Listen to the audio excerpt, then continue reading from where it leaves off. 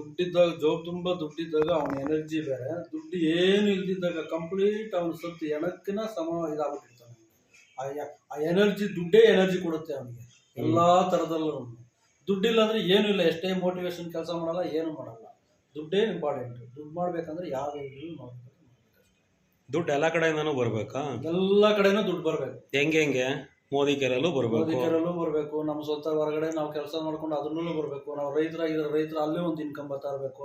ಅಲ್ಲೊಂದು 5 ರೂಪಾಯಿ, ಅಲ್ಲೊಂದು 5 ರೂಪಾಯಿ, ಎಲ್ಲಾ ಕಡೆನೂ ಸೇರಿದಾಗ ಒಂದು 25 ರೂಪಾಯಿ ಬಂದಾಗ ಮನುಷ್ಯ ಅವ್ನು ಖುಷಿಯಾಗಿರ್ತಾನೆ. ಬರೀ ಒಂದೇ ಕಡೆ ಅಂದ್ಕೊಂಡಿದ್ದಾಗ ಅದು ಫೈಲೂರ್ ಆಯ್ತು ಅಂದ್ರೆ ಅವನು ಮನುಷ್ಯ ಇದಾಗಲ್ಲ. ಅಂದ್ರೆ ದುಡ್ಡು ಎಲ್ಲಾ ಕಡೆಯಿಂದನೂ ನದಿಗಳ ತರ ಹರಿತಾ ಇರ್ಬೇಕು, ಸ್ಟಾಕ್ ಎಲ್ಲ ಸಮುದ್ರ ಸೇರಿದಂಗೆ ನಿಮ್ಮ ಅಕೌಂಟ್ ಸೇರ್ಬೇಕು. ಅವಾಗ ಮೋಟಿವೇಶನ್ ಇರುತ್ತೆ.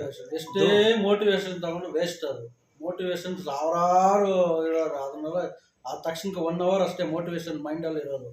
ಯಾವುದೇ ಒಂದು ಏನೋ ಒಂದು ಕಾಲ್ಸೋ ಏನೋ ಒಂದು ಬಂದದ್ದು ನಮ್ದೇ ಪರ್ಸನಲ್ ಬಂದಂದ್ರೆ ಆ ಮೋಟಿವೇಶನ್ಸ್ ಎಲ್ಲ 1 hour ಅಲ್ಲಿ ಜೀರೋ ಆಗ್ಬಿಡ್ತದೆ.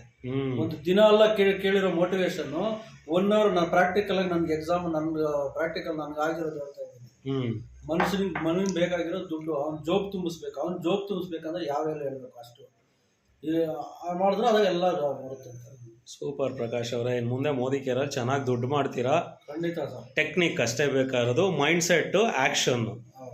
ನೀವು BV ಜನರೇಟ್ ಮಾಡಿ ಮೋದಿ ಕೇರ್ ಪ್ಲಾನ್ ಪ್ರಕಾರ ಖಂಡಿತ ದುಡ್ಡು ಮಾಡ್ತೀರಾ. Wish you all the best. ಮತ್ತೆ ಮುಂದಿನ ವರ್ಷ ಭೇಟಿ ಆಗೋಣ. Thank you sir.